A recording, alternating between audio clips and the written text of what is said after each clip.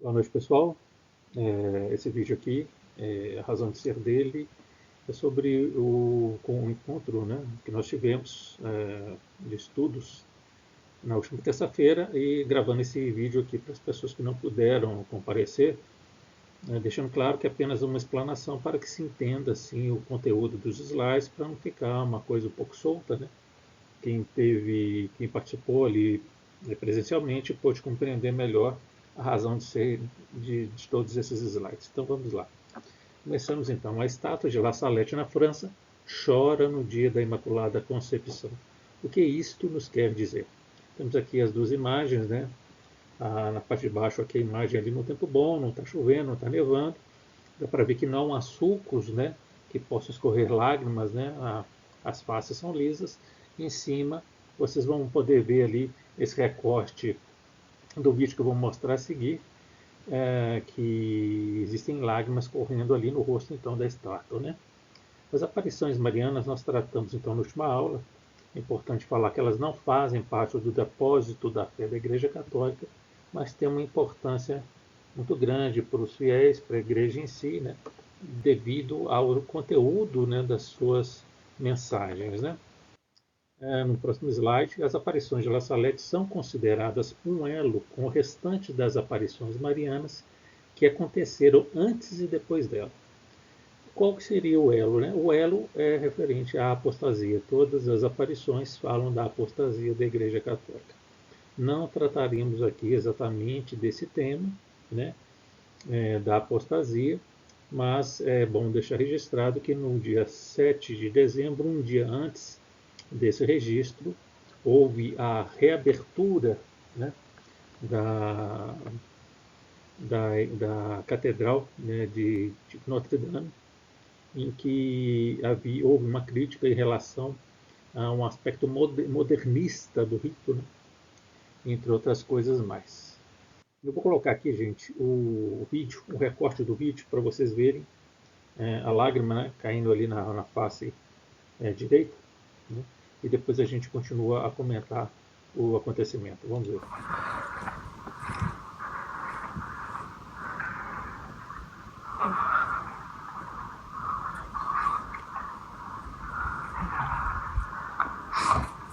Le message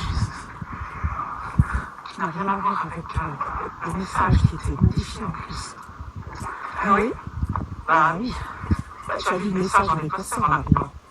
Oui, c'est tellement... non. Et avec ce qui s'est passé à Notre-Dame, hier...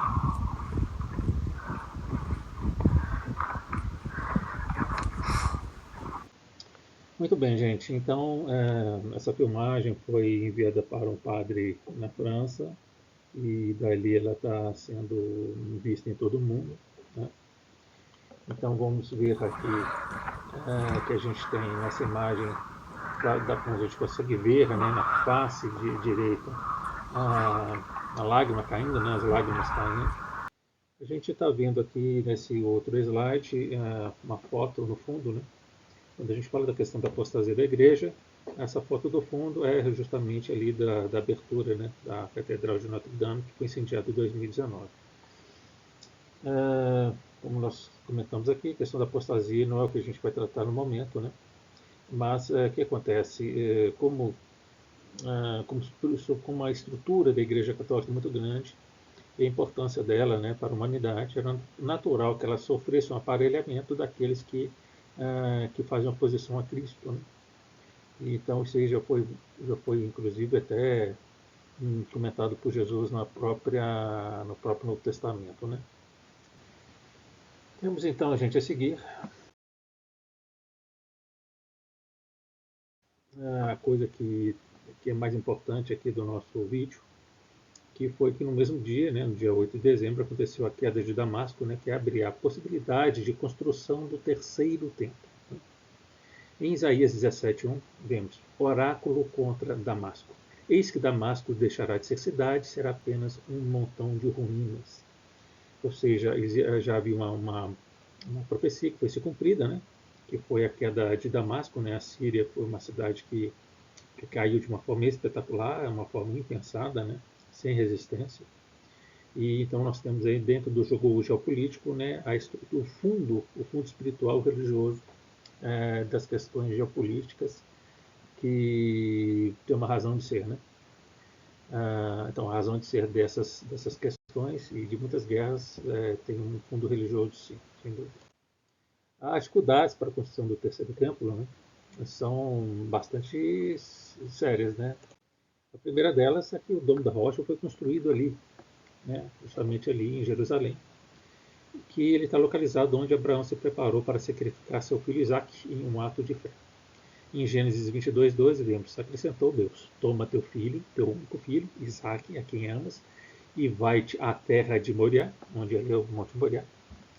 Oferece-o ali em holocausto, sobe um dos montes que eu lhe mostrarei. Então, esse é um grande empecilho para a construção do terceiro templo no momento. E para os judeus, né, é muito importante porque ali foi onde existiram os dois primeiros templos, né, o primeiro e o segundo templos, que foram destruídos, estavam localizados ali. E para construir o terceiro templo, tem um grande empecilho, que é a questão religiosa e política.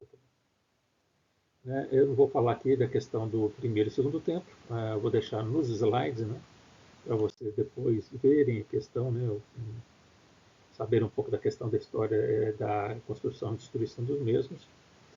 Mas podemos ver que o próprio profeta Ezequiel ele foi arrebatado e esteve ali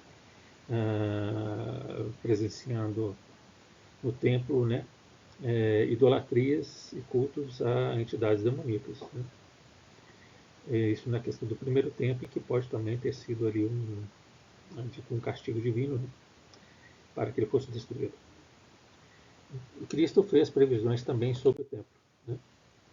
Ele em Mateus, tanto em Mateus quanto em Marcos, ele faz previsões parecidas, né, em que chamam a atenção para ele, para a magnitude da construção, né, que é o templo. E ele diz que é o seguinte: vocês estão vendo essas grandes construções, mas aqui não ficará pedra sobre pedra, serão todas derrubadas. E também Cristo faz a previsão sobre o seu próprio corpo, né, como templo, né. Ele compara então o seu corpo ao templo. E Jesus respondeu-lhes, né, em João 2, 19 e 21: destruam este templo e eu o levantarei novamente em 3 dias. Os judeus responderam: este templo levou 46 anos para ser construído e você vai levantá-lo em 3 dias. Mas o templo do qual ele falava era o seu corpo, né?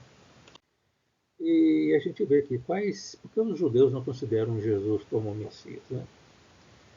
Para os judeus, o Messias ainda não veio porque não cumpriu todos os sinais messiânicos, que são muitos, né? Aqui a gente tem 3 deles. O Messias será aquele que conseguirá a paz mundial e o fim das guerras, reunificará completamente o povo judeu e reconstruirá o templo de Jerusalém. Então nós temos aqui que todas essas coisas, né, a reconstrução do templo de Jerusalém, que agora está sendo ventilada como possível após a queda de Damasco, já que Damasco, né, dentro da Gematria, dentro da Cabala, é considerado uma cidade que tem uma correspondência com Jerusalém, mas era necessária a queda de Damasco para a liberação da divindade necessária para que se permitisse a construção do templo.